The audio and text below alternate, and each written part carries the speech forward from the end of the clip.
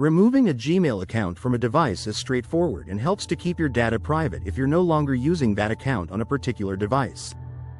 To begin, open the settings on your device and look for Accounts or Users and Accounts.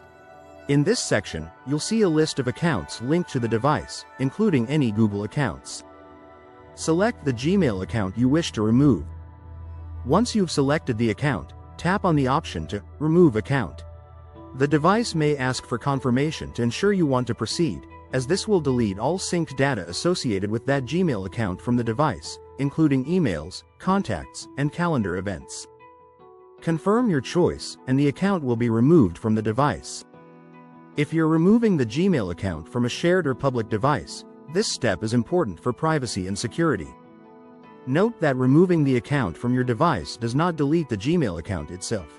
It only disconnects it from that particular device. You can still access the Gmail account on other devices or by logging in again later. For any further questions, Google's Help Center provides resources on managing accounts across multiple devices.